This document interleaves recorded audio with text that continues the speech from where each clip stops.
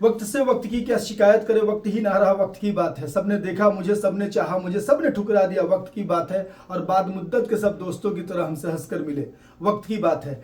सारी वक्त की बात है, लेकिन हम लोग के पास वक्त ही नहीं है।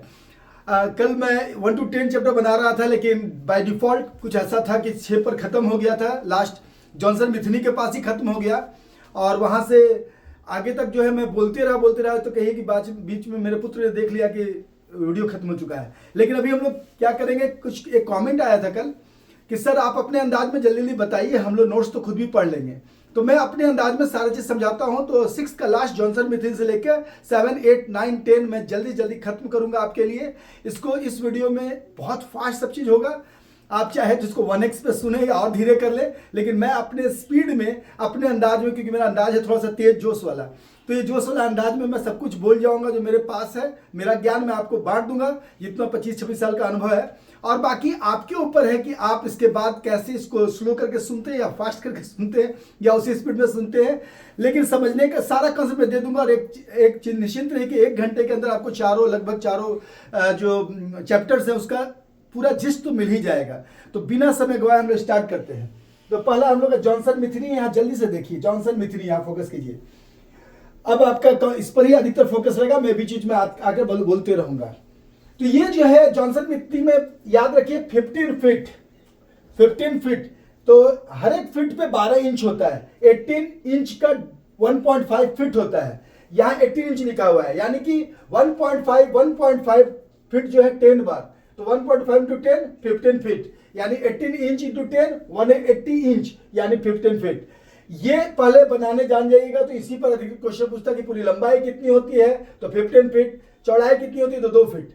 ये चौड़ाई होती है 2 फीट, ठीक है। ये इधर थोड़ा सा कटा हुआ है। चौड़ाई होती है 2 फीट, यानी एक फीट पे बटा रहता है। ये बीच वाली लाइन 3/4 इंच की होगी, याद रखिए 3/4 और 3 इसका बड़ा इसमें वो है, ठीक है। 3/4 इंच की होगी, और बीच में मोटी मोटी लाइन जो मोटी मोटी लाइन है वो 3 इंच की है। ये क्यों है इतनी मोटी मोटी लाइन, तो इसको मैं बताता हूं। इसमें पहले तो ये समझ गए कि नहीं, ये बताइए। अगर आप समझ गए हैं, चूंकि आप बोल नहीं पाइएगा, मुझे लगता है कि आप समझ गए हैं, तो इसको आगे बढ़ते हैं। तो 3/4 इंच और 3 इंच का लाइन खींच लिए। तो पहला और आखिरी लाइन तो अपने आप 3/4 का ही रहेगा। बीच में 1, 2, 3, 4 जो है आपका लाइन क्या हो गया, 3/4 वाला बीच में, यानी टोटल मिला के 6 लाइन हो गया आपका 3/4 का इसमें। और 3 इंच का 1, 2, 3, 4, 5। तो दोनों ओर से देखें तो बीच क्या है, तो तीसरा, इधर से भी बीच है तीसरा मोटाला, इधर से भी बीच है तीसरा मोटाला, यानी ये 3 कितने पे होगा, 7.5 फीट। यहां पर आप डॉट देकर लिख सकते हैं, 7.5 फीट इधर, 7.5 फीट इधर। अब इसमें 4 टेस्ट होता है। 4 टेस्ट होता है। एक होता है टर्निंग, जंपिंग हाफ टर्न, फिर जंपिंग फुल टर्न, उसके बाद फ्रंट रोल, बैक रोल। पहला 3 बॉयज गर्ल्स दोनों के लिए, और चौथा सिर्फ बॉयज के लिए। अब सबका एडमिनिस्ट्रेशन कैसे होता है, तो जंप जब करेंगे जंपिंग हाफ टर्न, देखिए jumping half turn, jumping full turn का स्कोरिंग सेम एक जैसा है। फ्रंट रोल और बैक रोल का स्कोरिंग एक जैसा है। जंपिंग हाफ टर्न 180 डिग्री, यहां से जंप लिए, यहां आए, ठीक है, फिर यहां से गए इधर आए, तो ये हुआ जंपिंग हाफ टर्न। तो इसमें करना कैसे है, तो फर्स्ट वाले पे खड़ा होना है, फर्स्ट वाले पे खड़ा होना है, और जंपिंग हाफ टर्न करते हुए लगभग यहां पर आ गिरना है। तो आपका पैर थोड़ा भी टच है इसमें, इतना मोटा लाइन में कहीं भी टच हो रहा है घूम के, तो आपको पूरा का पूरा इसमें पॉइंट मिला 2.5, 2.5, 2.5, 2.5, 10 पॉइंट मिल जाएगा। लेकिन अगर आप टर्न ठीक से नहीं कर पाए, आप वहां नहीं गिरे, तो उसमें क्या होता है, जंपिंग अगर सही सही नहीं जा रहा है, आप जगह कोड़े तो 2 पॉइंट कट जाता है, बस इतना ही लिखना है, 2 point cut on wrong jump, ठीक है। यही सेम जंपिंग फुल टर्न। तो जंपिंग फुल टर्न क्या होता है, यहां से जंप लिए और फिर से वही आ गए, या आपके तरफ करके दिखाए, अगर आपके तरफ यहां से जंप लिए और फिर घूम के यहीं आ गए एक जंप में, तो एक जंप में फिर घूम के यहीं आ गए, तो ये हो गया जंपिंग फुल टर्न। इसमें भी सेम है कि फर्स्ट जो है लाइन पे खड़ा होना, कौन सा, 3 इंच लाइन, ऐसे लिखिए, फर्स्ट 3 इंच लाइन में खड़े होंगे और बाकी 4 जंप लेंगे। फ्रंट रोल में यहां खड़े होंगे हम लाइन पर, स्टार्टिंग लाइन पे, मोटा लाइन पे नहीं, स्टार्टिंग लाइन पे, और रोल मारेंगे, सिर नीचे करेंगे, रोल मारते हैं, रोल मारे तो 7.5 से पहले तक मैंने आपको खत्म कर देना है पहला रोल, और यहां से वहां दूसरा रोल। अगर थोड़ा आगे बढ़ गए कोई बात नहीं, तो 1 मार्क्स कट जाएगा आपका, 5 मार्क्स का 2 है। और उधर चल गए सीधा से सही से 2 रोल इतना में मार लिए तो आपका जो है 7 से कम में मारो, ठीक है, उससे आगे नहीं बढ़ना है। और अगला फिर यहां से स्टार्ट लेंगे तो यहां तक खत्म करना है। सही किया आप 10 पॉइंट, अगर आप आगे बढ़ गए 1 पॉइंट डिडक्ट, और अगर आप साइड निकल गए, साइड में निकल गए तो 2 पॉइंट डिडक्ट, और आप रोल कर ही नहीं पा रहे तो 0 पॉइंट। सेम वही बैक का भी है। तो इस तरह से जॉनसन मिथनी टेस्ट का कुल मिला के यही है टेस्ट स्कोर करने का। और इसको यूनिट 6 यहां खत्म होता है, 7 में हम लाते हैं, ठीक है। जॉनसन मिथनी मुझे काम लायक लगता है, आप सब लिख लीजिएगा।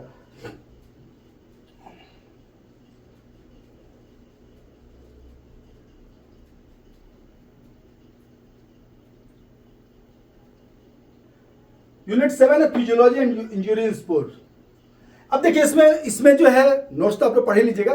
फिजियोलॉजिकल फैक्टर्स डिटरमाइनिंग स्ट्रेंथ से शुरू होता है। तो स्ट्रेंथ को क्या क्या फिजियोलॉजिकल फैक्टर जो है आपका डिटरमाइन करता है। तो पहला हाइपरट्रॉफी यानी कि मसल का साइज, हाइपरट्रॉफी ऑफ मसल। तो आपका मसल्स कैसा है, मसल का साइज कैसा है, तो हाइपरट्रॉफी ऑफ मसल। उसका टाइप ऑफ मसल, तो याद रखिएगा कि टाइप 1 जो होता है वो स्लो होता है। पहले आदमी जीवन में स्लो होता है, फिर मेहनत करके फास्ट होता है। तो टाइप 1 से टाइप 2 आते हैं तो फास्ट ट्विच फाइबर। अब याद रखिएगा फास्ट जो होता है थोड़ा गोरा गोरा लोग ज्यादा फास्ट होता है, ऐसा नियम नहीं है। ऐसे तो उसैन बोल्ट ये सब तो ब्लैक रहे हैं तो और कंट्रास्ट में है। तो उन लोग फास्ट रहे, मैंने ग्रो बहुत जल्दी किए, क्योंकि अंग्रेज को कहा जाता था गोरे लोग, वो लोग पूरी दुनिया में शासन किए तो पहले फास्ट थे, तो उसको फास्ट ट्विच फाइबर कहा जाता है। टाइप 2 जो है फास्ट ट्विच फाइबर है। फास्ट ट्विच फाइबर कैसा है, व्हाइट है। फास्ट ट्विच फाइबर व्हाइट है, तो फास्ट रिलेट कर लिया, फास्ट रिलेट करिएगा व्हाइट ट्विच फाइबर। क्यों, क्योंकि आगे आगे आपको लिखने में मदद मिलेगा।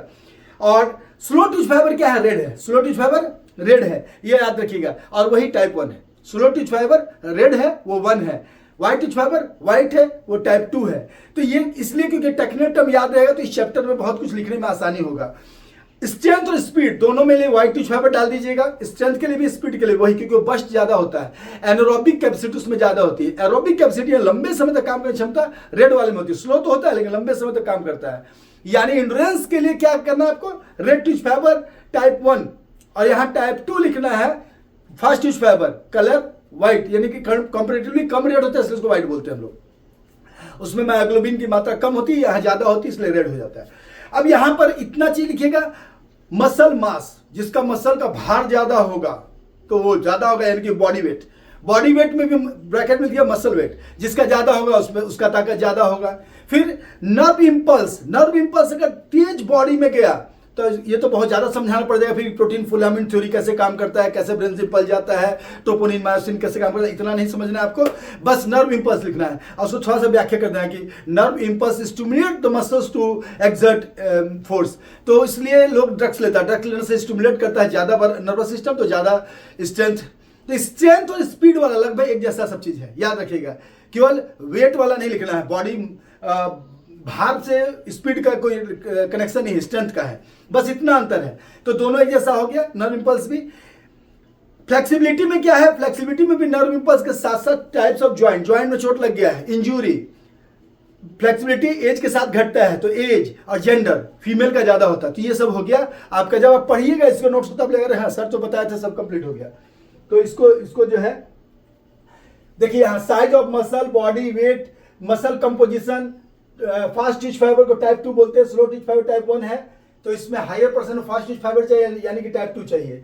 नर्व इंपल्स है, फिजियोलॉजिकल फैक्टर डिटरमाइन स्पीड में भी लगभग वही सब चीज रहेगा आपका। एक्सप्लोसिव स्ट्रेंथ होना चाहिए। और मसल कंपोजिशन क्या होता है, type 2। Mobility of nervous system अगर मोबिलिटी उसकी ठीक रहेगी तो ठीक है।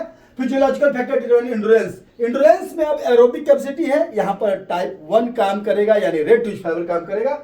यहां पर लैक्टिक एसिड बेरिंग कैपेसिटी, यानी जब हम लोग काम करते हैं लैक्टिक एसिड बनता है, थकान हो जाता है, पुशअप लगातार का थकान, दौड़ लगातार थकान, तो वहां लैक्टिक एसिड को बियर करने की कैपेसिटी जिसकी बढ़ी रहती है वो उसका एंड्योरेंस हाई रहता है। विल पावर भी आप डाल सकते हैं, लेकिन ये फिजियोलॉजिकल फैक्टर पूछ रहा है इसलिए साइकोलॉजिकल फैक्टर वहां नहीं डालिएगा, ठीक है। लैक्टिक टॉलरेंस, ऑक्सीजन अपटेक, यानी कितना ज्यादा ऑक्सीजन जो है आप इनटेक कर रहे हैं और कितना यूज कर रहे हैं मसल्स द्वारा।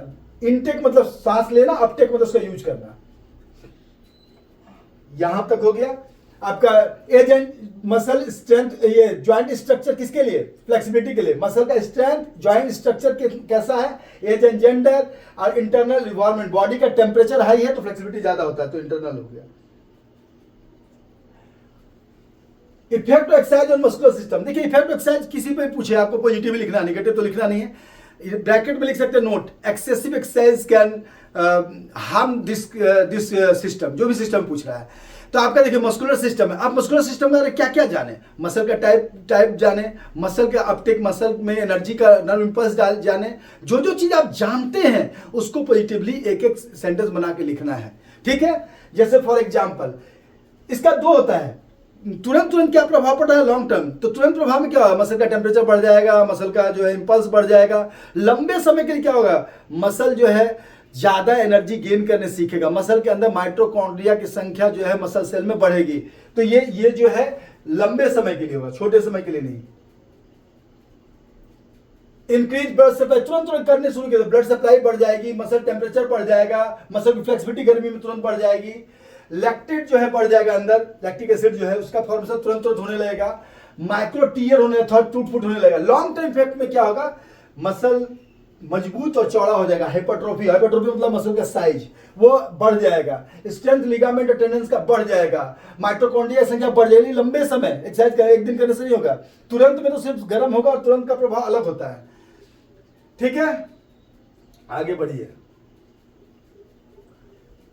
लैक्टिक एसिड टॉलरेंस बढ़ जाएगा, इंडोरेंस के जो करने पर लैक्टिक एसिड का टॉलरेंस बढ़ जाएगा, यानी कि मसल में लैक्टिक एसिड जो बढ़ेगा अभी तो उसको टॉलरेंस क्षमता बढ़ जाएगी सुसाने की। Effect exercise on cardiovascular system, cardiovascular और कार्डियो रेस्पिरेटरी में क्या अंतर है, कार्डियोवास्कुलर होता है कार्डियो हार्ट और जितने आर्टरीज वेन्स है, तो कार्डियोवास्कुलर।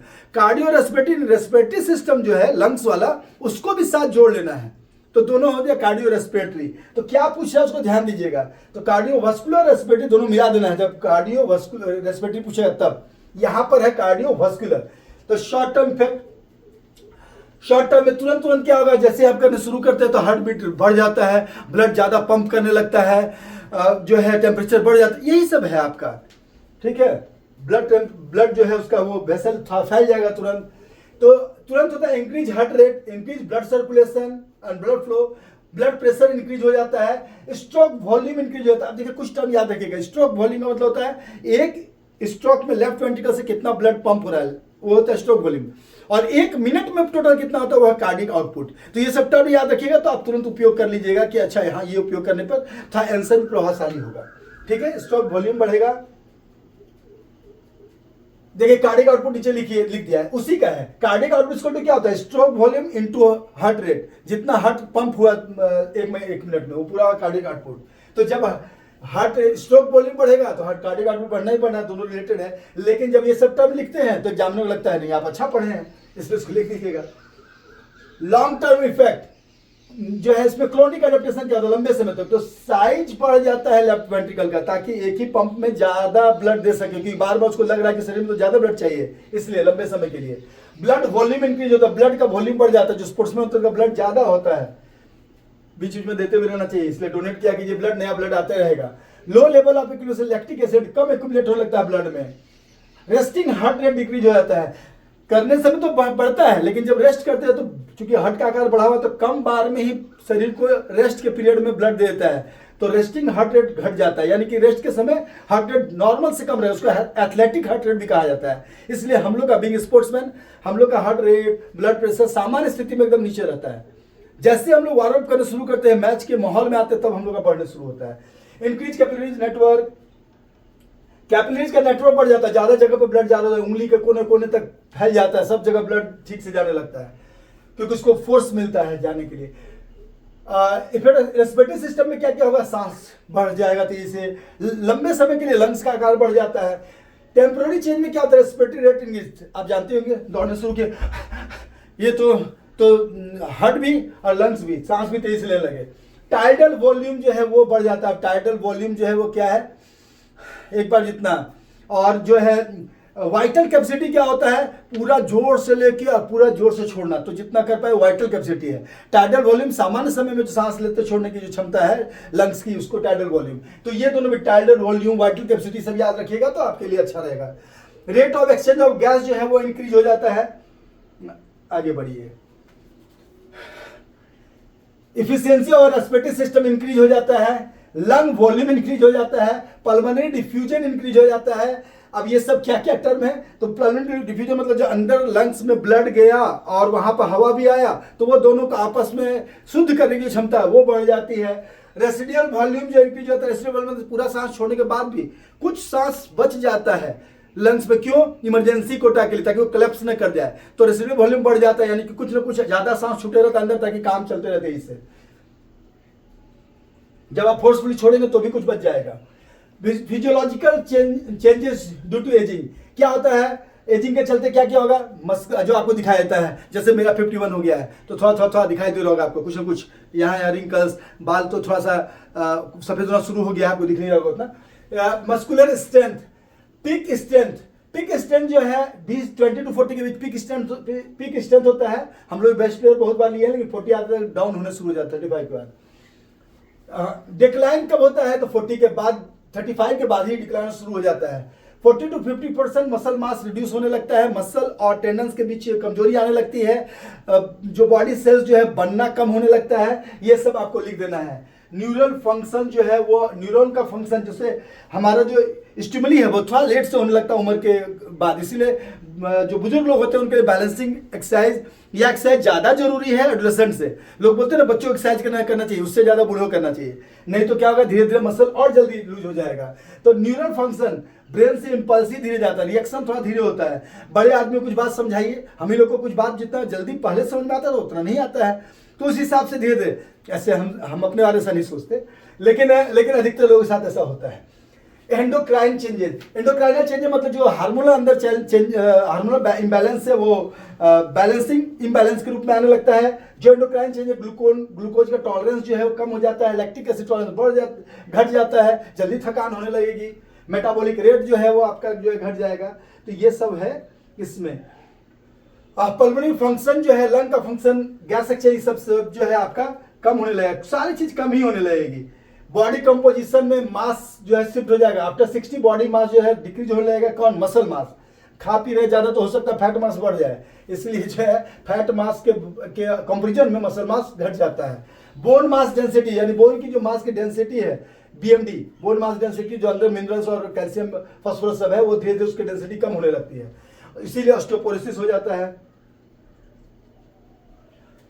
स्पोर्ट्स इंजरी में आ जाए तो स्पोर्ट्स इंजरी में मैं ऐसे बताता हूं, क्योंकि इतना अच्छा ढंग से बता दूंगा मैं तुरंत में कि आप कोई भी लिख लीजिएगा। इस ध्यान से सुनिए। स्किन में पहले लगेगा क्योंकि सबसे ऊपर स्किन है, तो स्किन अगर लगा बाहर से छिल गया, एब्रेजन, लगा चोट लेकिन अंदर में चोट लगा है, रप्चर होकर खून बाहर नहीं आया है, ये हो गया कंट्यूजन। कंट्यूजन को ब्रूज भी बोलते हैं, BRUIS, कभी कभी पूछ देता हूं इसमें ऑब्जेक्टिव में, ब्रूज। अब जो है लगा, अब चोट लगी तो उसके बाद जो है यहां पर जो हल्का सा कोई नुकीला चीज से, शार्प चीज से, शार्प एज से कट गया, वो क्या हो गया, इंसिजन। और कहीं ऐसे टकरा गया या उल्टा ऐसा चीज, टेढ़ा मेढ़ा चीज से फट गया, ब्लंट चीज से, वहां ब्लंट लिखेगा, sharp edge, blunt edge. Blunt edge से कहीं लगा, दीवार के कोना टकरा गया तो ब्लंट एज था, फट गया, टेढ़ा मेढ़ा, दैट इज लेसेलेशन। तो ये चार तो स्किन से रिलेटेड हो गया। फिर से सुन लीजिए, क्या है, छिलना, एब्रेजन, चोट अंदर लगना, बॉक्सिंग में जैसे लग जाता है, क्रिकेट बॉल से आके लग गया तो ब्लू या ब्लैक हो जाता है, तो वो चीज हो गया आपका कंट्यूजन या ब्रूज। उसके बाद शार्प चीज से तो ये इंसिजन, और अगर ब्लंट चीज से तो लेसेरेशन। ये सब क्या है, तो ये सब में लिखेगा। और दो और चीज बता दे रहा है, जिसके मसल टेंडन, क्योंकि सब तीन तरह से लिखना है। मसल अगर ओवरलैप या गैप हो गया तो स्ट्रेन, और अगर लिगामेंट अगर रप्चर हो गया, लिगामेंट ओवरलैप कर गया तो वह स्प्रेन। तो अधिकतर एंकल उंकल में क्या होता है, स्प्रेन होता है। और मसल इधर में क्या होगा, जहां मसल ज्यादा है वहां स्ट्रेन होगा। थाई में क्या होगा, अधिकतर स्ट्रेन होगा। अब एंकल में ज्यादा मसल है ही नहीं, पैर का देखा ऐसे नस नस नस गया, वो मुड़ता है तो वही जो आपस में जो टेंडन से, लिगामेंट से वही रप्चर कर जाता है, चढ़ जाता है या ओवरलैप कर जाता है, फूल जाता है, सूजन हो जाता है। वहाँ सूजन होने का कारण क्या है, ओवरलैप होता है तो बहुत सारे ब्लड वेसल्स को दाब देता है, तो ब्लड नहीं जा रहा तो वहाँ सूजन हो जाता है। तो ये सब कैसे लिखना है आपको, तो पहले तो जान जाइए क्या है, उसके बाद लिखना कैसे है, तो इसको लिखे 3 टाइप से ताकि वो आंसर बढ़ सके, जो वर्ड लिमिट है उसको आ सके। माइल्ड, मॉडरेट, सीवियर, ये सब जितना बोले हम, चाहे वो एब्रेजन बोले, कंफ्यूजन बोले, जितना चीज बोले वो माइल्ड, मॉडरेट, सीवियर बांट दीजिएगा। माइल्ड का मतलब स्लाइट पेन, थोड़ा सा पेन तो हो रहा है but no loss of movement.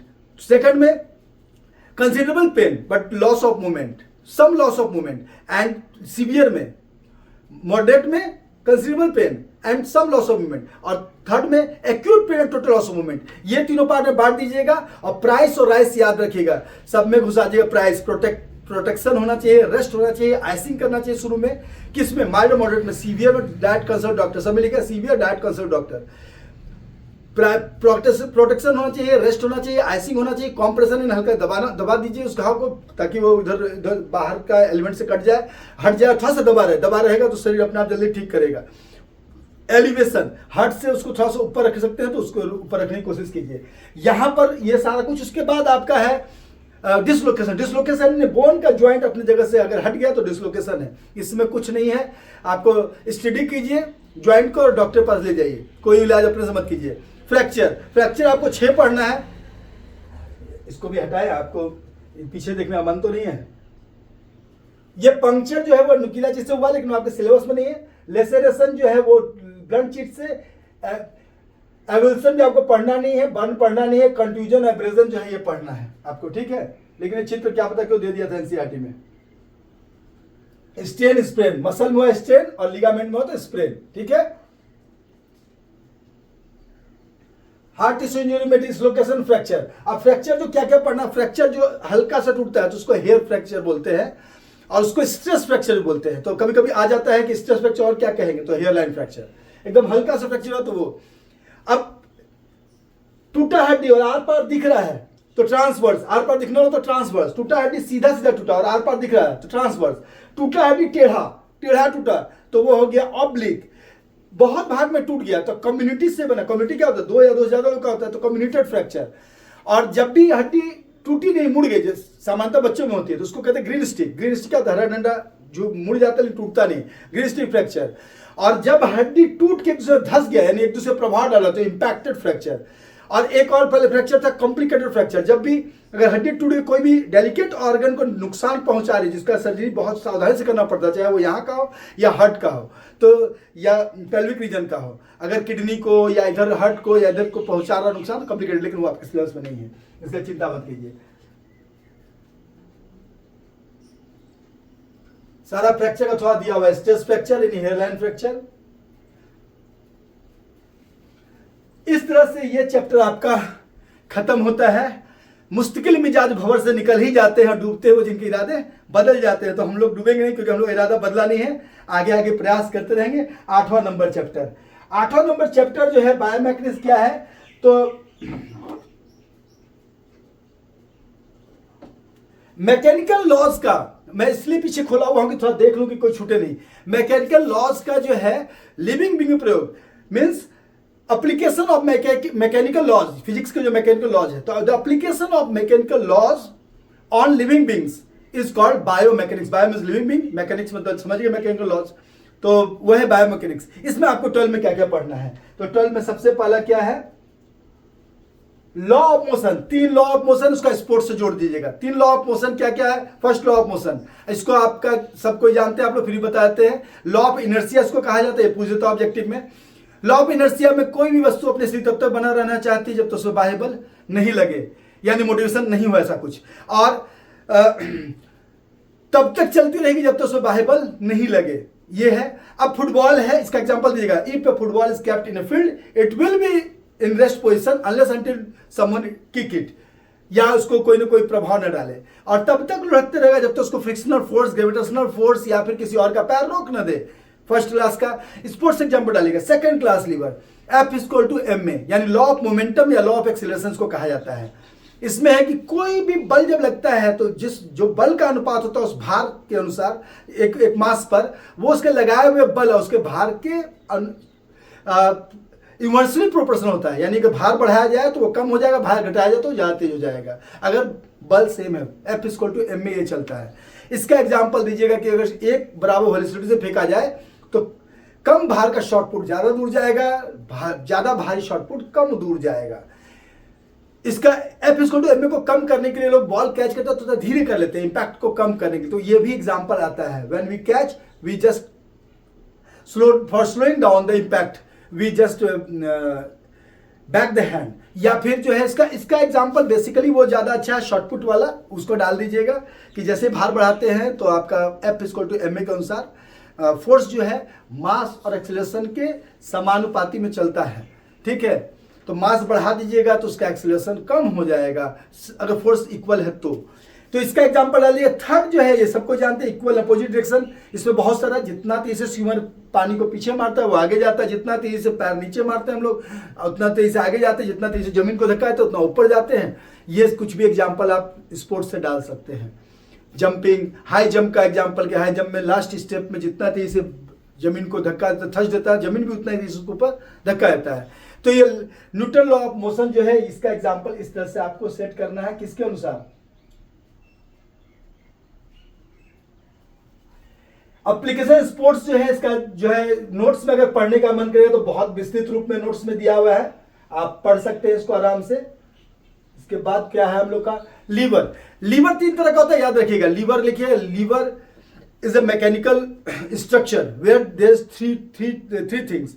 क्या है, लोड, जिस आपको लोड कहिए उसको रेजिस्टेंस कहिए, लोड, फोर्स या एनर्जी कहिए उसको, एनर्जी और फल्क्रम। फल्क्रम जो एक रिजिड बार जैसा है जिसके ऊपर, जैसे अगर यहां से ऐसे उठा रहे तो ये फल्क्रम है जिसके तहत ये सारा हिल रहा है। तो फल्क्रम वो पॉइंट है जहां से चीजें हिलती है। सी सॉ में सेंटर वाला है फल्क्रम है जिससे इधर उधर लोग जा रहा है।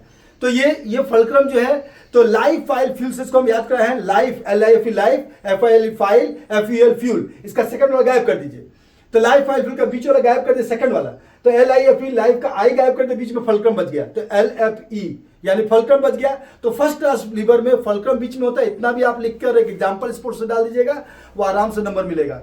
फाइल FI हटा दीजिए तो लोड बीच में आ गया, FLE लोड बीच में आ गया, फ्यूल FUEL तो यू हटा दिए तो एनर्जी बीच में आ गया। यानी फर्स्ट क्लास लीवर में फल्क्रम बीच में, सेकंड क्लास लीवर में लोड बीच में और थर्ड क्लास लीवर में एनर्जी बीच में। ये अगर आपको याद रहेगा तो इसके अनुसार आप जो है कोई भी एग्जांपल जो है दे सकते हैं। अब देखिए, मान लीजिए सीसॉ का तो एग्जांपल दीजिएगा क्योंकि खेल का ही है। सीसॉ जो है बच्चे खेलते हैं, वहां पर जो है फर्स्ट क्लास लीवर काम करता है, फल्क्रम बीच में।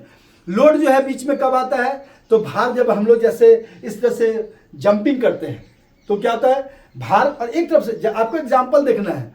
थर्ड क्लास लीवर में क्या है, फल्क्रम, एनर्जी बीच में, तो एनर्जी यहां बीच में, इस साइड जो है हमारा जो है भार पूरा जा रहा है या भार यहां जा रहा है, लोड यहां और फल्क्रम ये, लोड यहां, फल्क्रम ये और एनर्जी यहां से, एनर्जी एक साइड से जा रहा है, ठीक है। तो फल्क्रम यहां पर आ गया, लोड यहां, फल्क्रम ये पूरा फल्क्रम और एनर्जी यहां पर। तो ये जो है सिस्टम जो है यहां पर जब जा रहा है तो आप देखिए कि क्या बीच में आ रहा है, एनर्जी एक साइड से आ रहा है और लोड यहां पूरा का पूरा पड़ा हुआ है इस साइड में। तो लोड बाहर चला गया, एनर्जी यहां पर है, तो ये हो गया आपका और फल्क्रम बीच में थी तो फर्स्ट क्लास में चल जाएगा। तो आपको जो एग्जांपल थोड़ा सा केवल देख लेना कौन कौन से किस में आ रहा है, एक बार मुझे देखना पड़ेगा, नहीं तो क्या होगा कहीं गलत ना निकल जाए मुंह से।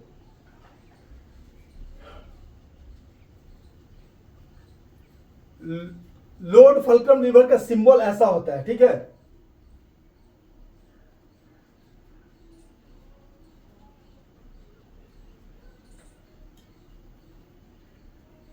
मेन एग्जांपल देखना ज्यादा जरूरी क्योंकि एग्जांपल से ही क्लियर होता है।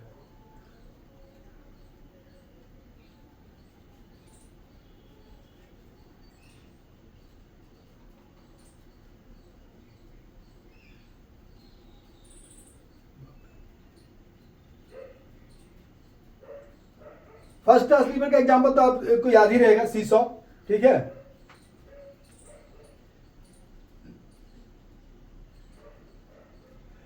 Example of second class lever, standing on tip toe पे खड़े होंगे तो वहां पर फल्क्रम क्या है, बॉल ऑफ द फुट जो पीछे का भाग है, लोड जो है, इसको याद रखिएगा, कम से एग्जांपल याद रखिए। सीसॉ फर्स्ट क्लास का याद रखिए, सेकंड का स्टैंडिंग ऑन टिप टो और पुशअप याद रखिएगा। ये दो चीज हो गया आपका सेकंड क्लास का, क्योंकि ये बड़ा जरूरी है, क्योंकि यही पूछता है give the example.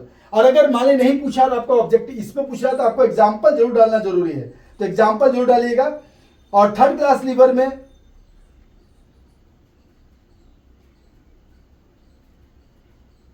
Biceps curl. हाँ, यही मैं सोचा था, सेकंड की थर्ड में भूल रहा था। देखिए यहां पर फल्क्रम किसको बोलते हैं, एल्बो के पॉइंट को फल्क्रम बोल रहे हैं, जो कि नीचे है, और एफर्ट यहां पर, लोड यहां पर पड़ रहा, एफर्ट यहां से पड़ रहा है, और लोड जो है डंबल जो हाथ में है वो है। तो लोड यहां हो गया, यानी इधर लोड, यहां पर भार, यही तो मैं भी बोल रहा था, लोड यहां, एफर्ट हम लोग बाइसेप से ले रहे हैं, बाहर निकल गया, यानी कि क्या है, बीच में आ गया, एनर्जी बीच में आ गया, और यहां बाहर निकल गया फल्क्रम, जो मेन फल्क्रम है वो बाहर निकल गया है। तो इसको हम मानिए कि एनर्जी यहां से, फल्क्रम नीचे है। इसलिए जो है असल में क्या होता है, जो फिजिक्स के लॉ होते हैं वो थोड़े से जनरल लाइफ से अलग तरीके से चलते हैं। लेकिन याद रखिएगा, बाइसेप्स और किकिंग और फुटबॉल का भी जो एक्शन है वो थर्ड क्लास है। तो सबका एग्जाम्पल जरूर याद रखिएगा, नहीं तो गड़बड़ा जाइएगा, क्योंकि यहाँ हम ही गड़बड़ा रहे थे अभी, क्योंकि मुझे लगा कहीं गलत तो नहीं बोल रहे, लेकिन सही बोल रहे थे हम। यहाँ पर ये जो है लोड है, ये एनर्जी है, एनर्जी इस मसल से लग रहा है, और ये फल्क्रम, तो बाहर निकला हुआ फल्क्रम है, तो एनर्जी बीच में माना गया इसको, इसलिए यहाँ लोड, एनर्जी बीच में, तो थर्ड क्लास लीवर। जहां एनर्जी बीच में और थर्ड क्लास लीवर, याद रखिएगा। जहां फल्क्रम बीच में और फर्स्ट क्लास लीवर, जहां लोड बीच में वो सेकंड क्लास लीवर। इसको याद रखिएगा, इतना लिख दीजिएगा कि कौन बीच में रहेगा, एक बार बना के लिख दीजिएगा कौन बीच में है, और अगर एक एग्जांपल दे दिए आपको नंबर आराम से लीवर में मिलेगा। लाइव फाइल फिल याद रखिएगा। इक्विलिब्रियम का मतलब बैलेंस, जैसे मैं यहाँ खड़ा हूं और बात कर रहा हूं तो बैलेंस में हूं तभी बात कर पा रहा हूं। तो इक्विलिब्रियम का सीरियसली इसमें लिखिए, equilibrium is balance when all the external forces on an object is balance, that is called in equilibrium. अगर ये नहीं रहेगा तो गिर जाएंगे एक साइड, चाहे वो अपने मसल फोर्स के कारण ही। जैसे मैं ऐसे कर पैर उठा के साइड हो जाऊंगा तो मसल का फोर्स लगा के उसको बैलेंस करना पड़ता है, यानी कि जीरो करना पड़ता है उसको। जिसका जीरो नहीं पता, चक्कर आता है तो गिर ही जाता है आदमी, क्योंकि बैलेंस नहीं कर पाता है। अब इसमें क्या क्या चीज है, तो इसमें पूछेगा कि इक्विलिब्रियम को बैलेंस करने के क्या क्या चीज मेन है फैक्टर। तो पहला CG, centre of gravity. Centre of gravity जितना नीचे होगा वो आदमी जितना उतना ज्यादा बैलेंस होगा। ऐसे इतना बड़ा लकड़ी का टुकड़ा है, तो इतना बड़ा लकड़ी का टुकड़ा जो है उसका सीजी यहां पर होगा सेंटर में। लेकिन इतना ही भारी, इतना ही ऊंचा अगर लोहा का रहेगा तो उसका सीजी थोड़ा सा नीचे हो जाएगा। और सॉरी, अगर इतना ही भारी कुछ ये लकड़ी का टुकड़ा है, इतना ही मास का, सॉरी भार का, और इतना ही भार का लकड़ी हुआ तो नीचे होगा, उसका सीजी नीचे हो जाएगा।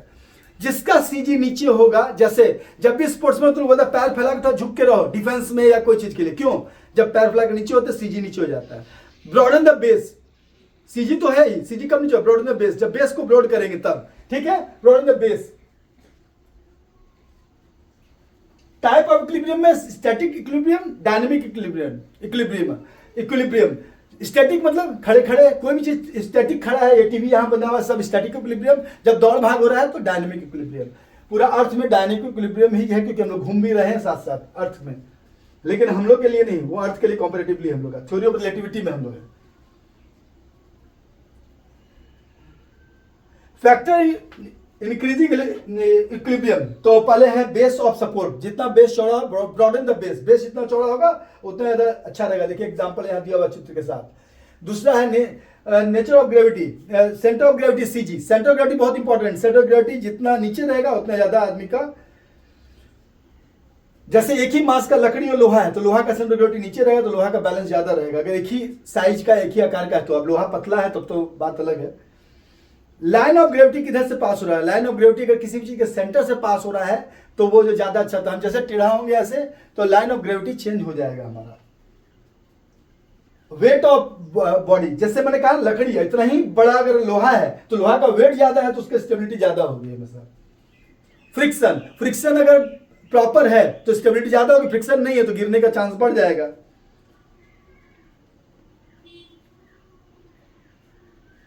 हाँ, फ्रिक्शन कितना तरह का होता है? तो फ्रिक्शन बेसिकली जब भी दो सरफेस एक दूसरे काम करते हैं उसको कहते हैं फ्रिक्शन।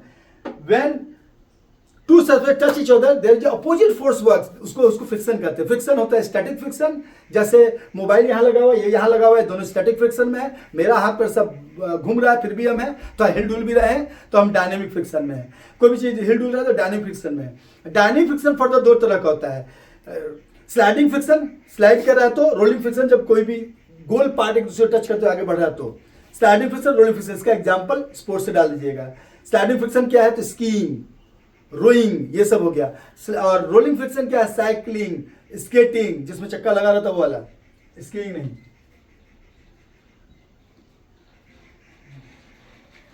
एडवांटेज भी है इसका, डिसएडवांटेज भी है, आप अपने से बना सकते हैं। एडवांटेज क्या है? तो फ्रिक्शन के बिना आदमी गिर जाएगा, फ्रिक्शन नहीं होगा तो तेज दौड़ना मुश्किल, क्योंकि पैर पीछे की ओर खींचेगा तो स्लिप हो जाएगा। फ्रिक्शन है तभी कोई भी चीज रुक जाती है, नहीं तो रुकेगी नहीं। ब्रेक भी मारेंगे और बहुत चिकना सरफेस होगा, आप फिसलते चल जाइएगा। तो और डिसएडवांटेज क्या है, तो एनर्जी ज़्यादा लगती है, चीज़ें जल्दी जो है घिसती हैं। जैसे टायर घिस जाता है क्योंकि ज़्यादा उसका फ्रिक्शन जो है तो ज़्यादा जल्दी घिसेगा। जो है बॉडी को जो है ज़्यादा फोर्स लगाना, एनर्जी लगाना पड़ता है, सब डिसएडवांटेज में रहेगा।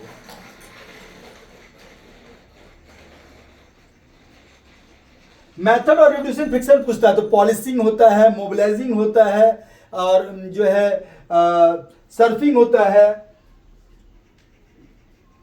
लुब्रिकेटिंग होता है, जिसको मोबिलाइजिंग कहे, मोबिल डालना, लुब्रिकेटिंग होता है, ये सब उसका है। अब लास्ट चैप्टर क्या है, प्रोजेक्टाइल। प्रोजेक्टाइल क्या है, जब भी when we throw any object in air, it is called it at any angle, it is called projectile. Projection माने ऊपर डाले तो ट्रेजेक्टरी में गया, वो प्रोजेक्टाइल हो गया। अभी प्रोजेक्टाइल किन, अधिकतर क्वेश्चन आता है कि प्रोजेक्टाइल किन चीजों पर निर्भर करता है, तो इसका आंसर बनता है बेसिकली 4-5 चीजें, पांचों बताते हैं। सबसे पहले एक मास ऑफ ऑब्जेक्ट, मास का ऑफ ऑब्जेक्ट अगर जैसा होगा उसके अनुसार। दूसरा इनिशियल वेलोसिटी, इनिशियल वेलोसिटी का जितना तेज डाल देंगे उतना तेज जाएगा। तीसरा मास, इनिशियल वेलोसिटी हो गया। ग्रेविटी, ग्रेविटी अगर कोई भी चीज फेंके मून पे तो 6 गुना ज्यादा चल जाएगा क्योंकि ग्रेविटी 6 गुना कम है, तो ग्रेविटी। फोर्थ एयर रेसिस्टेंस, और पानी में अगर कोई फेंक रहे कुछ तो वाटर रेसिस्टेंस, लेकिन अंदर क्या फेंकेगा, लेकिन यहाँ एयर रेसिस्टेंस, ठीक है, एयर हवा का, तो एयर रेसिस्टेंस। पांचवा angle of projection, angle of projection में किस एंगल में आप फेंके, एंगल ऑफ प्रोजेक्शन। और last but not the least landing surface in relation to throwing surface. अगर थ्रोइंग सरफेस ऊपर है, लैंडिंग सरफेस नीचे है तो ज्यादा दूर ट्रेवल करेगा, और अगर नीचे से ऊपर फेंक रहे तो कम दूर ट्रेवल करेगा। तो ये अगर पॉइंट्स याद है आपको, फिर से बताते रहे। मास नहीं भी लिखे चलेगा क्योंकि मास का कोई मतलब नहीं बनता है, क्योंकि हम फेंक तो रही है उसको, फेंक रहे हैं तो उसके लिए क्या है, तो पहले इनिशियल वेलोसिटी याद रखिएगा, पहला पॉइंट डालेगा इनिशियल वेलोसिटी, क्योंकि वो नहीं है तो चलेगा ही नहीं। दूसरा डालेगा एंगल ऑफ प्रोजेक्शन, 90 डिग्री ऊपर फेंक देंगे तो मेरे सर पे गिर जाएगा, तो मैक्सिमम वहां लिखिएगा, मैक्सिमम 45 डिग्री पे जाता है। थर्ड लिखिएगा एंगल प्रोजेक्शन लिख दिए, वेलोसिटी। तीसरा रेसिस्टेंस, चौथा ग्रेविटी लिखिएगा, पांचवा लिखिएगा लैंडिंग सरफेस, क्योंकि 5 नंबर का ही आंसर मैक्सिमम आता है। याद रखिए हम लोग का 5 ही नंबर क्वेश्चन मैक्सिमम रहता है, इसलिए किसी का 5 पॉइंट तो मिनिमम सबका याद रख करके रखिए। कहीं 5 का पूछ दिया तो 5 पॉइंट का दिमाग होना चाहिए, इसलिए 6-7 याद रखिए ताकि 5 तो आ ही जाए आराम से। इस तरह ये चैप्टर जो है खत्म होता है। इस चैप्टर में इतना ही है, तो हम लोग जो है आगे बढ़ते हैं। तो खुशियों से खोलकर बाहें तू राह सजाता चल, रख मंजिल पर निगाहें, कदम बढ़ाते चल, कदम जल्दी जल्दी बढ़ाते हैं हम लोग। 9 चैप्टर।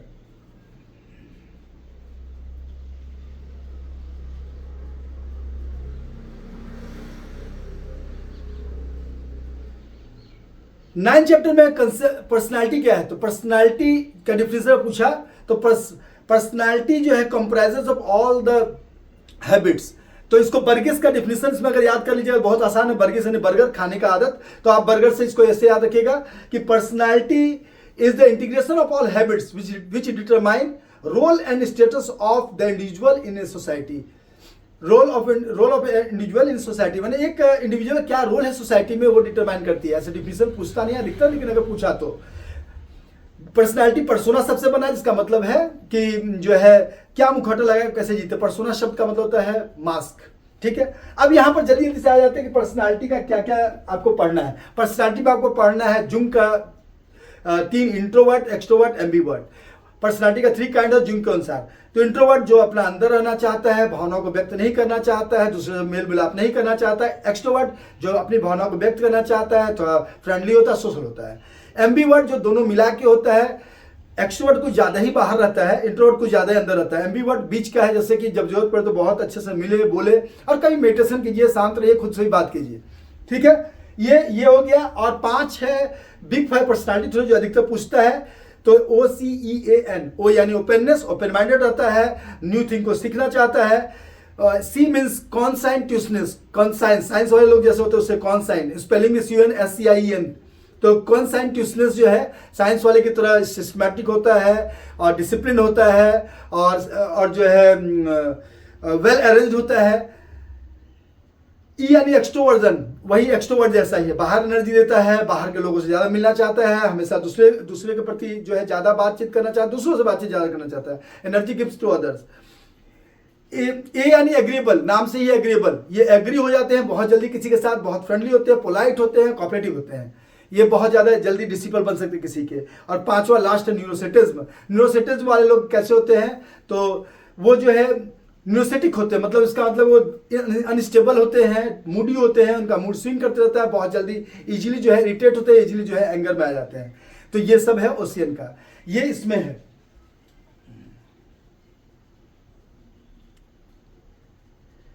यहां तक बिग फाइव तक बता दिया आपको। मोटिवेशन क्या है? Motivation derived from the word mover, movere, इसका मतलब है फोर्स। सेज एसएजी सेज ने कहा था strive to strive is called motivation. कोई भी चीज कहीं भी ड्राइव करने, कहीं भी चल पड़ने के लिए जो अंदर का फोर्स देता है वही है मोटिवेशन। तो मोटिवेशन दो तरह का है, इंट्रिंसिक, एक्सट्रिंसिक। इंट्रिंसिक जो अंदर से आता है, अंदर की भावना, अंदर का विचार, अंदर का आपका फीलिंग, अंदर का फेथ, जो अंदर का इंटरनल फेथ है, ये सबसे आता है इंट्रिंसिक है। एक्सट्रिंसिक बाहर से आपको कोई रिवार्ड दिया, बाहर से पनिशमेंट दिया, बाहर से कैश प्राइज दिया, बाहर से आपको कोई ऐसा पोएम सुनाया, ऐसा स्टोरी सुनाया एग्जाम्पल, जो आप मोटिवेट हो गए, तो ये दोनों है। यही पूरा का पूरा मोटिवेशन में है कि क्या क्या आपको टाइप्स ऑफ मोटिवेशन और मोटिवेशन कैसे काम करता है। डिफरेंस बिटवीन इंटरनल और इंट्रिंसिक एंड एक्सट्रिंसिक, तो आपको वही लिखना है कि अंदर से जो आए और एक्सट्रिंसिक जो बाहर से आए।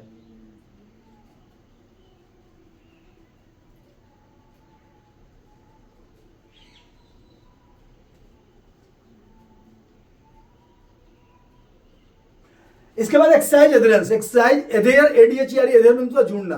तो एक्सरसाइज एडहेरेंस का मतलब होता है कि एक्सरसाइज में कैसे जुड़ करे, एक्सरसाइज से कैसे जुड़ करे। तो exercise that is called exercise adherence, exercise से जुड़ने की कला।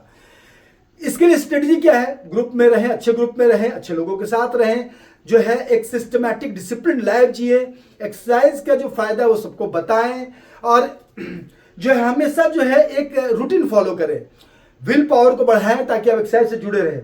एक्सरसाइज एडहेरेंस का स्ट्रेटजी भी यही सब है। अच्छा ग्रुप ज्वाइन करें, ग्रुप में काम करें, मोटिवेशनल म्यूजिक लगाकर अगर आप एक्सरसाइज करते हैं, कोई भी अपने मनपसंद म्यूजिक लगाकर एक्सरसाइज करते हैं तो जुड़े रहेंगे उसको इंटरेस्टिंग वे में। बोर्डम ना हो इसलिए एक्सरसाइज के पैटर्न को बीच में चेंज करें। वॉकिंग करें तो कभी कभी जॉगिंग करें, कभी कभी जो घर में डांस कर ले एरोबिक, कुछ ना कुछ चेंज करते रहें। तो ये एक्सरसाइज एडहेरेंस का पूरा है। याद रखिए एक्सरसाइज एडहेरेंस जब भी आए, मैंने एक्सरसाइज से कैसे जुड़े रहेंगे, उसका फायदा क्या क्या है, वही सब लिखना है। एक्सरसाइज से जुड़े रहेंगे तो लॉन्गेविटी बढ़ेगी, आपकी लिवलीहुड बढ़ेगा, आपका जो है एजिंग प्रोसेस डिले होगा, धीरे धीरे बूढ़े होंगे, ये सब होगा। एग्रेशन यानी गुस्सा। एग्रेशन सडन एरोजल है ब्रेन का टू हार्म अदर्स, या तो हार्म सेल्फ और अदर्स, या तो खुद को नुकसान पहुंचाता आदमी गुस्से में या तो दूसरे को। क्रोध एक ऐसी अग्नि जो पहले खुद को जलाती है फिर दूसरे को जलाती है, इसलिए क्रोधित जल्दी मत हुआ कीजिए, थोड़ा बैलेंस रहा कीजिए। जब भी आपके मन लायक काम ना हो तो याद रखिए कि मन का है तो बहुत अच्छा, मन का नहीं हो रहा, नहीं कि कुछ और बहुत अच्छा होने वाला है। कुछ ना कुछ अगर कोई धोखा दिया मतलब उससे बहुत अच्छा लाइफ में मिलने वाला है, हमेशा पॉजिटिव रहा कीजिए, तो एग्रेशन कम होगा। तो एग्रेशन जो है बेसिकली आपके सिलेबस में 3 तरह का है।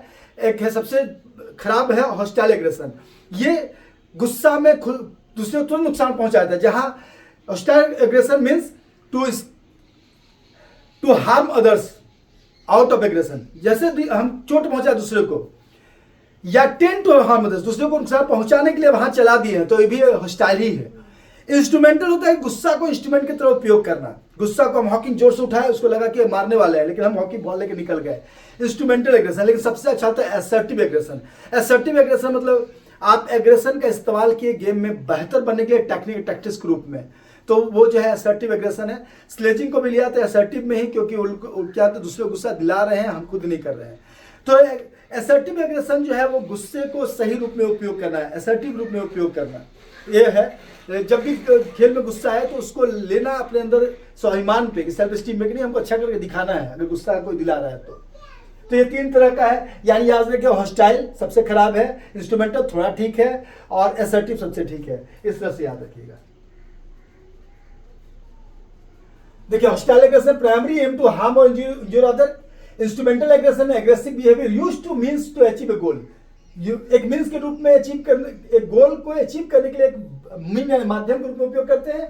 और असर्टिव एग्रेशन यहाँ पर है कि often called assertive behaviour in sports used to high intensity physical और verbal effort to achieve a goal. हाँ कर सकते हो, गुस्सा जो अंदर से आ रहा है, सच ए स्कोरिंग और winning while staying strictly with in the rule, with in the rule रहते हुए अगर हम कुछ कर रहे हैं अपने गुस्से का प्रयोग, तो दैट इज असर्टिव एग्रेशन है।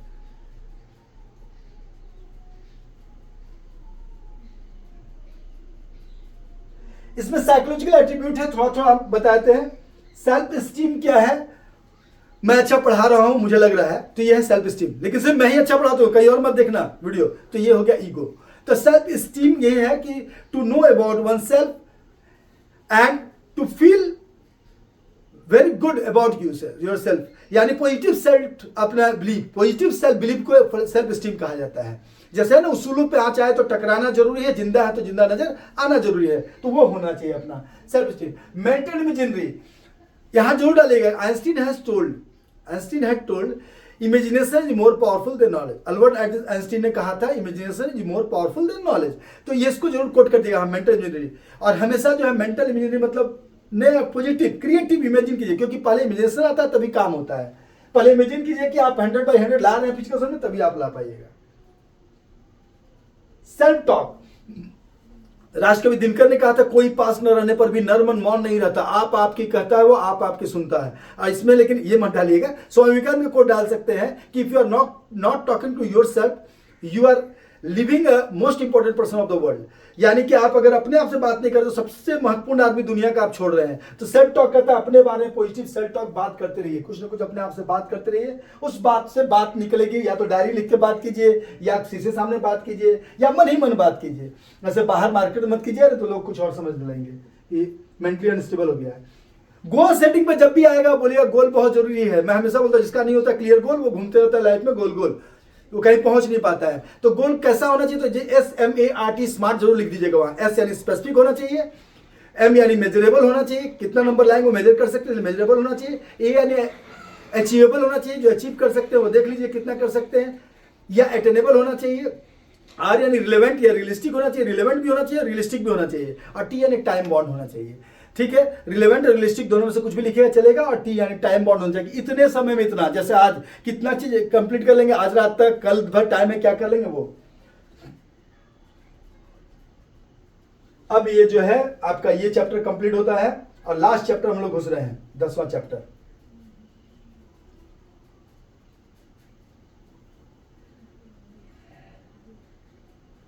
ट्रेनिंग स्पोर्ट्स में सबसे पहले टैलेंट आइडेंटिफिकेशन। जब भी ये क्वेश्चन अगर पूछ दिया सब्जेक्टिव में, ऑब्जेक्टिव पूछेगा तो भी आप कर लेंगे कि इसका प्रोसेस क्या है, क्योंकि मैं स्टेप लाइन समझा देता हूं इसका स्टेप क्या है। जब भी आप टैलेंट आइडेंटिफिकेशन जाएंगे तो सबसे पहले क्या कहते हैं, टैलेंट डिटेक्शन। जाके टैलेंट को छांटते हैं, टैलेंट को डिटेक्ट करते हैं। तो टैलेंट डिटेक्शन यानी कि आप वन सन, सूरज निकला, आप टैलेंट डिटेक्ट करने गए, ठीक है। उसके बाद होता है कि कैसा जूता पहना है, स्पोर्ट्स शू पहना है कि सही में स्पोर्ट्समैन होगा या बनने वाला है। तो टू शू, पेयर में शू होता है तो टू शू, तो टैलेंट आइडेंटिफिकेशन। तो पहला हो गया टैलेंट डिटेक्शन, दूसरा टैलेंट आइडेंटिफिकेशन। तब होता है उसका डेवलपमेंट। ट्री जैसे ट्री से डेवलप होता है पानी डालने से, वैसे बच्चों को नर्चर करने के लिए अगर सही ट्रेनिंग दिया है तो नर्चर करने के लिए ट्री जैसा बढ़ते हैं। तो ट्री यानी कि डेवलपमेंट। पहला क्या हो गया, डिटेक्शन, छांटे। दूसरा आइडेंटिफिकेशन, आइडेंटिफाई किए। तीसरा जो है डेवलपमेंट, बढ़ाए। चौथा जो है टैलेंट सिलेक्शन, उसमें से सेलेक्ट किए लास्ट में और तब उसको आगे बढ़ा दिए। टैलेंट ट्रांसफर यानी टैलेंट जो है नए नए जगहों पे भी ट्रांसफर करके उसके कि यहाँ सिखा दे तो उसको और कहाँ कहाँ उपयोग कर सकते हो। इसको जल्दी से सुन लीजिए। हम लोग क्लास में गए और बोले ये बच्चा जो है तुम लोग बाहर आओ खेलने के लिए, हुआ टैलेंट डिटेक्शन। बाहर ले गए, उसका ट्रायल लिए तो हुआ टैलेंट आइडेंटिफिकेशन, ठीक है। उसके बाद उसको जो सिखाने शुरू की, एक्सरसाइज किए, तो हो गया टैलेंट डेवलपमेंट। चौथा स्टेज पे उसको क्या किए, नर्चर किए, माने आगे बढ़ाए। तो उसके बाद क्या, चौथा में आपका हो गया टैलेंट सिलेक्शन, उसमें सेलेक्ट करके टीम बाहर ले गए, जो सेलेक्ट की उसको बाहर ले गए चौथा स्टेप पे। और जब बाहर ले गए तो वहां नए नए तरह के लोग मिले तो टैलेंट ट्रांसफर। तो इस तरह से नए लोगों से टैलेंट ट्रांसफर किए एक दूसरे से बाहर ले जाकर। तो ये 5 स्टेप याद रखिएगा इसी वे में। याद हुआ कि नहीं हुआ, एक बार देख लीजिए मन में कि पहला डिटेक्शन हो गया, गए क्लास से छांटे, अपने आप को लिख दीजिए कि हमको छांट के सर ले गए, टैलेंट डिटेक्शन किए, बाहर ले गए तो उसका टैलेंट का जो है आइडेंटिफिकेशन किए कि सही में अच्छा बच्चा लाए हैं, जो खराब था उसको क्लास लौटा दिए हैं। आइडेंटिफिकेशन के बाद क्या, उसका डेवलपमेंट किए। उसका डेवलपमेंट करने के बाद जब बाहर हम लोग ले गए तो वहां पर कैसे सिलेक्शन करके बाहर ले गए। और 5वां स्टेप में हो गया, वहां पर हम लोग जो है टैलेंट का ट्रांसफर दूसरे लोगों से मिलकर किए, ठीक है। ये जरूर लिखिएगा।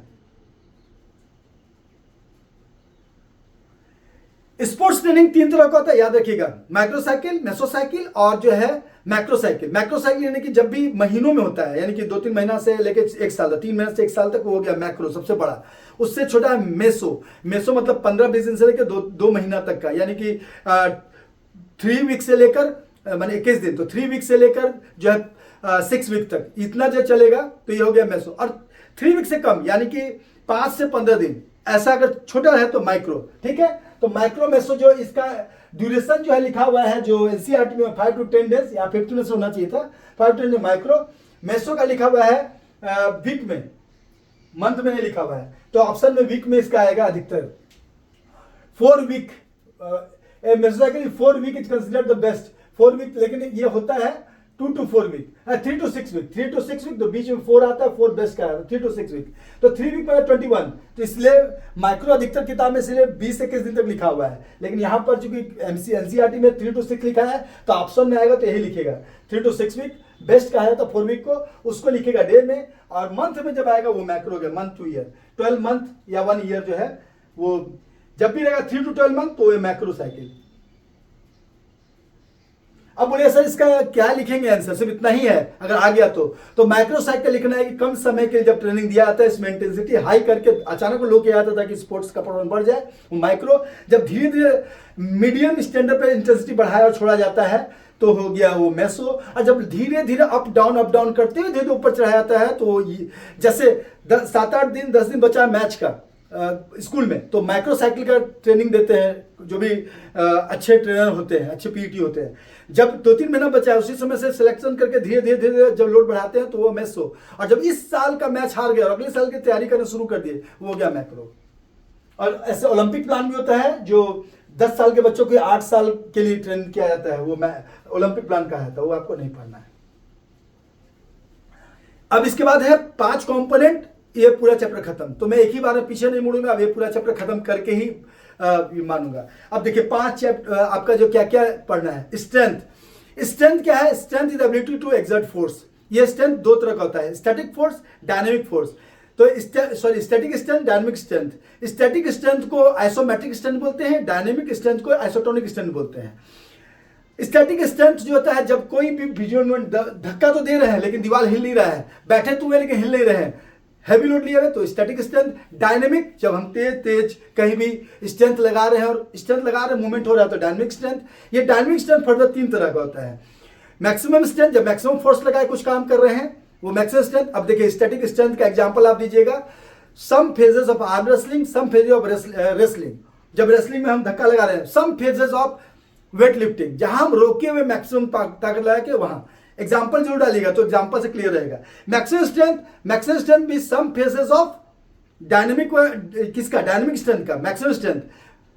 देखिए पहले स्टैटिक अलग कर दीजिएगा, ए बी में आ गया डायनेमिक स्ट्रेंथ, इसका 3 पार्ट 1 2 3। अब देखिए मैक्सिमम स्ट्रेंथ जब मैक्सिमली फोर्स एक्सर्ट करते हैं, जैसे सम फेज ऑफ वेट लिफ्टिंग, पूरा मैक्सिमम ताकत से उठाए तो यहाँ मूवमेंट हो गया तो ये डायनेमिक हो गया, मूवमेंट नहीं होता तो स्टैटिक रहता। तो स्टैटिक में मूवमेंट हुआ और मैक्सिमम एफर्ट्स में हुआ तो ये हो गया मैक्सिमम स्ट्रेंथ। शॉर्टपुट डिस्कस का फेंकना ये होता है मैक्सिमम स्ट्रेंथ से फेंकना, तो मैक्सिमम स्ट्रेंथ। लेकिन लास्ट फेज में जब स्पीड में लगाते हैं तो वो एक्सप्लोसिव स्ट्रेंथ हो जाता है। तो जहां एक्सप्लोजन और स्ट्रेंथ मिलेगा, स्पीड और स्ट्रेंथ मिलेगा, वो एक्सप्लोसिव स्ट्रेंथ। उसका एग्जांपल दीजिएगा जंपिंग, स्मैशिंग, ये जरूर दीजिएगा। और स्ट्रेंथ एंड्योरेंस, स्ट्रेंथ को एंड्योर करना, टू सस्टेन द फोर्स या to sustain the strength for longer period time, क्योंकि एंड्योरेंस का मतलब तो एंड्योर करना, लंबा ले जाना। तो ये हो गया। अब इसका आपका एग्जांपल आप क्या दीजिएगा, playing for a longer period, कोई भी गेम खेले तो लंबा पीरियड, तो वह हो गया स्ट्रेंथ एंड्योरेंस। ठीक है, स्ट्रेंथ को एंड्योर कर रहे हैं हम लोग। अब आ जाइए इसका मेथड्स ऑफ स्ट्रेंथ डेवलपमेंट। तो आइसोमेट्रिक, आइसोटोनिक, आइसोकाइनेटिक एक्सरसाइज। यहाँ आइसो का मतलब कांस्टेंट, मैट्रिक मतलब दूरी। तो जहां भी दूरी कांस्टेंट है मतलब विजिबल नहीं है, हो ही नहीं रहा है, जैसे पोस्टिंग अगेंस्ट वॉल जो आइसोमेट्रिक स्ट्रेंथ था वही सेम है। Sitting without a chair, making sitting posture without chair, ठीक है, कैरिंग लोड ऑन शोल्डर, ये सब हो गया आइसोमेट्रिक एक्सरसाइज। आइसोटोनिक एक्सरसाइज में आता है ऑल विजिबल एक्सरसाइज, आप डंबलिंग, हाफ स्क्वाट, बेंच प्रेस, जो भी याद है आपको सब लिख दीजिए, वो आइसोटोनिक। आइसोकाइनेटिक तो है जे पेरी ने, याद रखिएगा जे पेरी ने नाम, इन्होंने 1960s में निकाला था एक मशीन साइबेक्स 1 नाम का, और वहां से फिर ये पॉपुलर हुआ था कि एक मशीन के द्वारा हम वेट और स्पीड को मैनिपुलेट कर सकते हैं। Iso means constant, kinetic means गति, तो गति को हम जहां मैनिपुलेट कर सकते हैं, जैसे ट्रेडमिल पे पहले गति फिक्स कर सकते हैं, तो ऐसा एक्सरसाइज जो स्ट्रेंथ का होता है उसको आइसोकाइनेटिक। आइसोकाइनेटिक बहुत लिमिटेड होता है, this exercise are done with the help of machine. यहां तो हो गया आपका स्ट्रेंथ। उसके बाद आ जाइए स्ट्रेंथ के बाद जो मन है आ जाइए स्पीड पे आ जाइए। Speed is the ability to do any work in shortest period of time and quickest possibility, जो कि हम कर रहे हैं शॉर्टेस्ट पीरियड टाइम में क्विकेस्ट पॉसिबिलिटी में जल्दी वीडियो बना रहे हैं। तो ये हो गया। अब इसका दो है, acceleration run method, pace run method. Acceleration run method में ध्यान दिया था एक्सीलरेट करने पे, देखिएगा कि ये बोलेगा there are two types of speed development method, acceleration run method, pace run method. पहले सॉरी स्पीड का प्रकार बताना भूल गया। स्पीड का प्रकार है जैसे मैं बोल रहा हूँ रिएक्ट जल्दी करो तो रिएक्शन स्पीड, अगर मेरा बहुत तेजी से भाग सकते हैं बहुत तेज जो कि आप सुना भी नहीं देते तो मैक्सिमम स्पीड, रिएक्ट करना रिएक्शन स्पीड, और एक्सीलरेट करके तेजी से ऊपर जाना को एक्सीलरेशन स्पीड, और लोकोमोटर स्पीड ये जो है हमारा सब मिला के कौन सा लोकोमोटर स्पीड किस चीज में स्पेसिफिक स्पीड कहते हैं। स्पेसिफिक स्पीड कैसा है, डिफरेंट बुक में टाइप्स ऑफ स्पीड अलग अलग दिया हुआ है, ये कम ही पूछता है लेकिन मेथड स्पीड पूछ सकता है। एक्सीलरेशन रन मेथड यानी एक्सीलरेट करने की क्षमता, इसमें मिनिमम टाइम पर मैक्सिमम स्पीड पहुंचने को सिखाया जाता है इस ट्रेनिंग में। ये इसमें 6 to 12 टाइम्स जो 100 मीटर दौड़ने कहा जाता है, जिसमें आपका रिदम बढ़ाकर जल्दी जल्दी मैक्सिमम स्पीड पहुंच जाता है। ये 100 और 200 मीटर के लिए याद रखिएगा, ये 100, 200 और 400 मीटर के लिए क्या है आपका एक्सीलरेशन रन मेथड, जरूर एग्जाम में डालिएगा। It is best for 100 metre, 200 metre, 400 metre. 800 metre और 1500 मीटर के लिए pace run method. Pace run method में देखा जाता है एक ऐसा स्टैटिक पेस जिस पूरे पेस में पूरा गति दौड़ पूरे इसको दौड़ा जा सके, पूरे डिस्टेंस को जो भी आपका गोल है डिस्टेंस का। 800 मीटर मिडिल डिस्टेंस के लिए अच्छा है, शॉर्ट डिस्टेंस के लिए एक्सीलरेशन मेथड और मिडिल डिस्टेंस के लिए पेस रन मेथड। इसका स्पीड के बाद आ जाइए एंड्योरेंस पे। एंड्योरेंस क्या है, endurance the capacity to do any work continuously for a longer period time. जैसे मैं बोल रहा हूँ लंबे समय तक लगातार बोल रहा हूँ तो मेरा एंड्योरेंस बोलने का अच्छा है। अब एंड्योरेंस कितना तरह का होता है, तो ऐसे नेचर के हिसाब से होता है basic endurance, general endurance, specific endurance. तो इसमें थोड़ा सा बेसिक और जनरल में बड़ा सब गड़बड़ाते हैं। बेसिक इसमें जनरल एंड्योरेंस क्या है, तो बेसिक एंड्योरेंस में क्या है कि आप लंबे समय तक एरोबिक एक्टिविटीज कर रहे हैं। जब जनरल एंड्योरेंस में क्या है, कोई खास एक्टिविटी को साथ लेके कर रहे हैं तो जनरल एंड्योरेंस, और उसमें भी किसी एरोबिक में अगर कुछ और मिला के तो जनरल, एरोबिक सिर्फ एरोबिक करे तो बेसिक एंड्योरेंस, जब एरोबिक के साथ थोड़ा एरोबिक भी मिला कर रहे हैं तो जनरल में आ जाएगा। इतना ही अंतर है। और स्पेसिफिक मतलब जैसे वॉलीबॉल खेलने वाला वॉलीबॉल ज्यादा देर तक खेलेगा नहीं थकेगा, बास्केटबॉल ज्यादा देर नहीं थकेगा, या कोई एक खास स्किल ज्यादा देर स्किपिंग की किसको आदत है तो वो उसमें नहीं थकेगा तो वो हो गया। लेकिन बेसिकली ड्यूरेशन के हिसाब से पूछता है, तो ड्यूरेशन के हिसाब से फिर 4 तरह का। स्पीड एंड्योरेंस 45 सेकंड से कम तक अगर जो तेजी से काम करते हैं बिना थके तो होता है वो स्पीड एंड्योरेंस। 45 सेकंड से 2 मिनट तक करते हैं तो कहते हैं शॉर्ट टर्म एंड्योरेंस। 2 मिनट से 11 मिनट तक करते हैं तो मिड टर्म एंड्योरेंस। 11 मिनट से ज्यादा अगर कुछ भी कंटिन्यू कर रहे हैं तो लॉन्ग टर्म। कहीं 15 लिखा हुआ था इसलिए मेरे दिमाग 15 भी था पहले, और लेकिन 11 भी एनसीईआरटी में 11 ही है, तो 11 ज्यादा जहां भी गए तो वहां लॉन्ग टर्म एंड्योरेंस। ये एंड्योरेंस को डेवलप करने के 3 मेथड है। कंटिन्यूअस ट्रेनिंग मेथड, इसमें हार्ट बीट जो है 140 to 160 के अराउंड रखा जाता है कंटिन्यू 30 मिनट्स के लिए। ये दो याद रखिएगा, हार्ट बीट का रेंज याद रखिएगा और टाइमिंग याद रखिएगा, तो ये हो गया continuous method. Interval training method, ये effort recovery and effort taken के प्रिंसिपल काम करता है। इसमें क्या कहता है, एफर्ट देना है, फिर रिकवरी फेज आएगा। एफर्ट फेज में यहाँ पे 160 to 180 तक चल जाएगा, कहीं के 170 to 190 भी लिखा हुआ है, तो जहां भी 170 90 लिखा है उसको भी आप देख सकते हैं। तो 160 to 180 लिखिएगा, एंड मोर भी लिख दिया, 160 to 180 सम टाइम मोर, वहां तक चल जाएगा।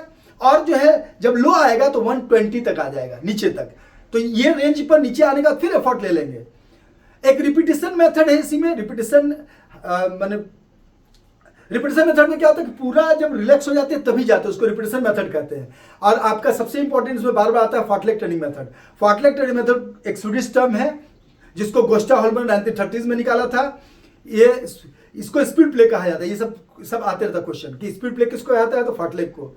फार्टलेग किसने कहा था, तो फार्टलेग याद रखिएगा, फार्टलेग होता है हिली एरियाज में या अनइवन टेरेन में, कहीं एकांत में। तो जी हिली एरिया में, एकांत में, जंगल में, इसमें क्या था, भूत रह सकता है, घोस्ट। तो गोस्टा होलमर का एल गैप कर दे तो उनका घर, तो उनके घर में होता है। गोस्टा होलमर ने निकाला था इसको 1930s में। इसमें क्या होता है, आपका स्पीड प्ले नाम तो है इसका अनदर नेम, लेकिन इसमें स्पीड को वेरिएशन होते रहता है। मतलब आधा घंटे में आपको हिल को पार करके उधर पहुंचना है। अब आपके ऊपर है, जो दौड़ रहा है रनर के ऊपर है कि वो कब तेज करेगा कब स्लो करेगा। हो सकता है पहले पैदल चले, लास्ट में तेज दौड़ ले।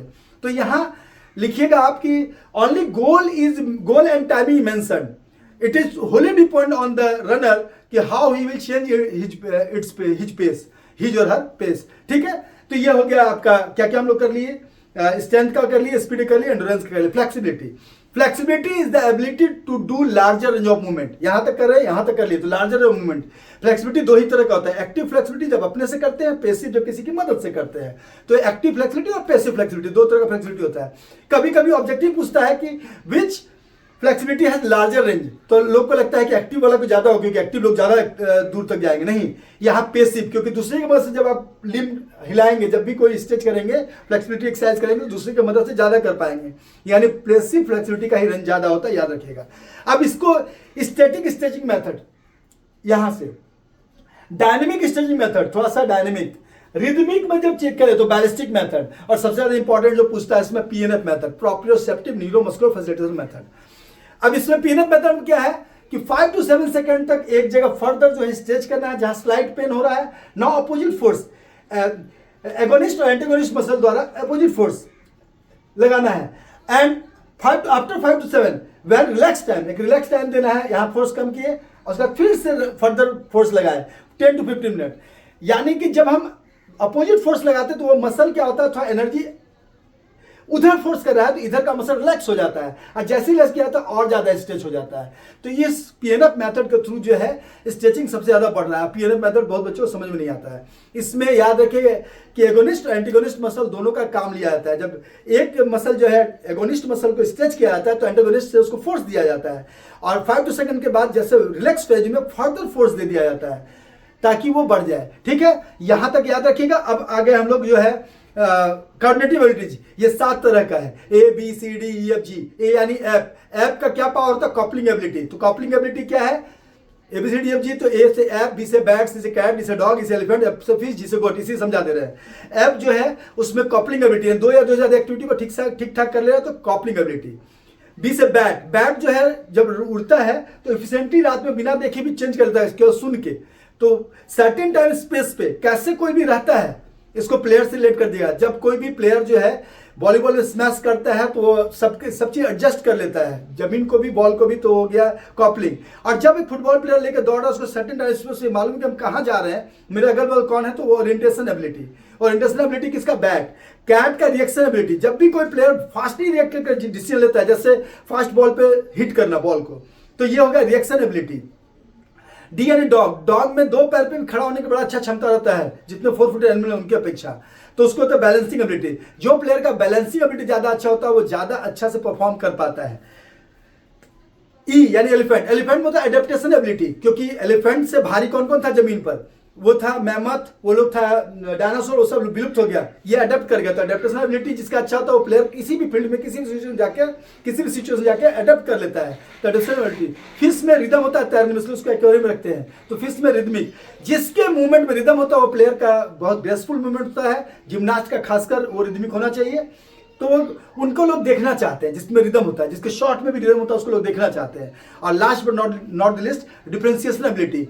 गोट जो पहाड़ी बकरा होता है वो बड़ी प्रिसाइज जगह पर भी चल लेता है। तो जब एकदम प्रिसाइज एक्टिविटी भी आप बहुत जल्दी सीख जाते हैं, यानी डिफिकल्ट स्किल को जो अच्छा से कर पाता है वो जो होता है उसको कहा जाता है डिफरेंशिएशन एबिलिटी। तो ये पूरा चैप्टर में ये लास्ट में सर्किट ट्रेनिंग छूट जाएगा। सर्किट ट्रेनिंग में होता है गोस्ट, ये एडमसन और मॉर्गन द्वारा बनाया गया था 1957 में, कहीं कहीं 53 भी लिखा हुआ है। 1957 बनाया गया था। ये 1957 में जो है एक लीड्स यूनिवर्सिटी में एक गोल करके 6 to 12 स्टेशन में लोगों को रखते हैं, और 6 to 12 स्टेशन में डिफरेंट एक्सरसाइज होते हैं। इसमें याद रखने की बात ये होगी कि इसमें 15 to 30 सेकंड गैप देते हैं जब सर्किट में चेंज करते हैं। A B C D F G जैसे लोग खड़े हैं तो पहला सर्किट में अगर हम जंपिंग कर रहे हैं तो ये पैर का नीचे का एक्सरसाइज हो गया, तो सेकंड में हमको पुशअप करना है। यानी आप लिखिएगा there should be not a same muscle group exercise in adjacent circuit. अगल बगल सर्किट को कहा जाता है जो गोला में एक दूसरे से जुड़ा हुआ चीज रहता है, इलेक्ट्रिक का सर्किट जो आपस में जुड़ा हुआ है, तो सर्किट ट्रेनिंग उसी से बना है। तो गोल सब बना लिए 6 to 12 जितना एक्सरसाइज आपको याद है, और सब में जो है एक एक आदमी खड़े हो गए, सब में 2-2 3-3 खड़े हो सकते हैं ज्यादा लोग हैं तो यहाँ के सब लोग एक साथ जंपिंग कर रहे हैं, और बगल वाले में जैसे ही विसिल बजाएगा कोच बगल वाले शिफ्ट हो जाएंगे, 15 सेकंड के अंदर फिर बगल में स्टार्ट कर देंगे। जब सभी कोई सब एक्सरसाइज कर लेंगे तो उसको कहते हैं 1 सर्किट, एक सर्किट कंप्लीट होना, और ऐसे 3 to 5 सर्किट किया जाता है। तो ये जो है सर्किट ट्रेनिंग बेसिकली जो ऑलराउंड डेवलपमेंट के अच्छा है, कम टाइम में हो जाता है, इजीली उसका सुपरविजन हो जाता है, और टोटल बॉडी का एक्सरसाइज एक साथ होता है एक ही ट्रेनिंग में। बाकी ट्रेनिंग में क्या है, कोई कोई एक कंपोनेंट विकसित होता है, यहाँ सारे physiology component, strength, speed, flexibility, endurance, सारा डेवलपमेंट एक साथ हो जाता है, इसलिए बहुत अच्छा माना जाता है। तो यही है आपका पूरा 10वां चैप्टर, और आप जो है एकदम अच्छे से पढ़िए और सफल होइए। और last but not the list, हम सब जो है एक साथ बने रहें। और एक लाइन है कि आसमां छू के आने की जिद है मुझे, धूप है या घटा है मुझे क्या पता, मुझको अपनी उड़ानों से है वास्ता, किस तरफ की हवा है मुझे क्या पता। तो अपनी लक्ष्य बनाइए, क्योंकि लक्ष्य जिसके ऊंचे और मस्त होते हैं उनके इम्तहान जीवन में जबरदस्त होते हैं। तो जबरदस्त इम्तहान के लिए तैयार रहिए। All the best for exams.